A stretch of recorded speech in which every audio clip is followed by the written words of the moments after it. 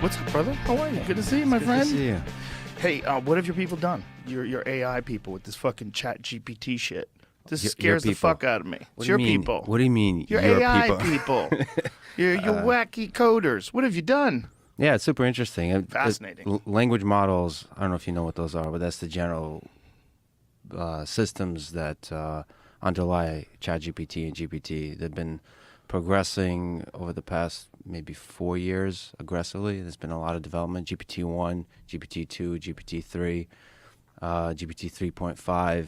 And ChatGPT, there's a lot of interesting technical stuff that maybe we don't want to get into. Sure, let's get into it. Well, I'm fascinated by it. So ChatGPT is based on fundamentally on a 175 billion parameter neural network that is GPT-3.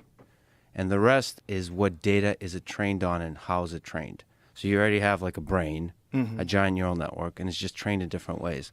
So GPT-3 came out about 2 years ago, and it was like impressive but dumb in a lot of ways. It was like you would expect as a human being for it to generate certain kinds of text, and it was like saying kind of dumb things that were off. And you're like, all right, this is really impressive, but it's not quite there. You can tell it's not intelligent. And what they did with GPT 3.5 is they started adding more and different kinds of data sets there. One of them, probably the smartest neural network currently, is Codex, which is fine-tuned for programming. Like it was trained on code, on programming code. And when you train it on programming code, which ChatGPT is also, you're teaching it something like reasoning, because it's no longer information and knowledge from the internet. It's also reasoning. You can like logic. Even though you're looking at code, programming code is you're looking at me like, what the fuck is he talking about? No, that's not what I'm looking at. I'm looking at you like, oh my God. But reasoning is in order to be able to stitch together sentences that make sense, you not only need to know the facts that underlie those sentences, you also have to be able to reason.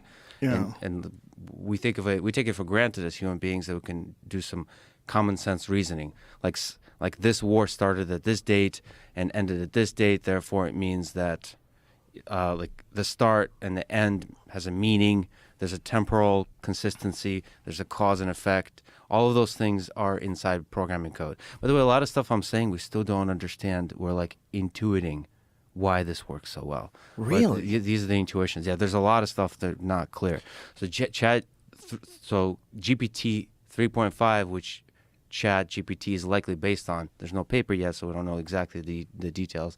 But it was just trained on code and more data that's able to give it some reasoning. Then, this is really important, it was fine-tuned in a supervised way by human labeling. Small data set, but human labeling of here's what we would like this network to generate. Here's the stuff that makes sense. Here's the kind of dialogue that makes sense. Here's the kind of answers to questions that make sense. It's basically pointing this giant Titanic of a neural network into the right direction that aligns with the way human beings think and talk.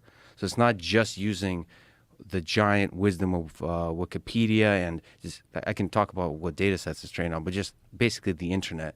It was pointed in the wrong direction. So this supervised labeling allows it to point in the right direction to when it says shit, you're like, holy shit, that's pretty smart. So that's the alignment. And then they did something really interesting is using reinforcement learning based on labeling data from humans. That's quite a large data set. The task is the following. You have this smart GPT 3.5 thing generate a bunch of text, and humans label which one seems the best. So ranking. Like you ask it a question. For example, you could do generate a joke in the style of Joe Rogan, right? And you have a label. It has 5 options, and you have a label. Does it mention dick and pussy? No, I don't know. I don't know how exactly, but so you get it to rank. The human labeler is just sitting there. There's a very large number of them. They're working full time. They're labeling the ranking of the outputs of this model, and that kind of ranking, used together with a technique called reinforcement learning, is able to get this thing to generate very impressive to humans output. So it's not actually, there's not a significant breakthrough in how much knowledge was learned. That was already in GPT-3, and there was much more impressive models already trained. So it's on the way, not just OpenAI. But this kind of fine-tuning, it's called, by human labelers plus reinforcement learning, you start to get like where students don't have to write essays anymore in high school. Yeah. Where you can style transfer, like I said, do a Louis C.K. joke in the style of Joe Rogan, or Joe Rogan joke in the style of Louis C.K., and it does an incredible job at those kinds of style transfers. It can more accurately query things about the different historical events, all that kind of stuff. Holy shit, man. The idea that you don't exactly know why it works the way it works, that's too close to human. That's too close to human thinking. Like, you know what this eerily is eerily similar to? The plot of Ex Machina. When he's talking about how he coded the brain. Do you remember that plot? That scene? That scene when he was... Yeah, no. The gentleman, what's the gentleman's name? The actor? That dude's badass. Really good actor. Oscar Isaac? Yeah. Isaac, yeah. Isaac? Great casting. Oscar Isaac. He's amazing. Alex Garland, the director. Oscar Isaac. Somebody I got to know. Oscar Isaac. Is He's in Star incredible Wars and human. shit too. Yeah, no, that movie was it's one of my top 10s. I love that movie. But that scene where he's Below John Wick 1, 2, and 3.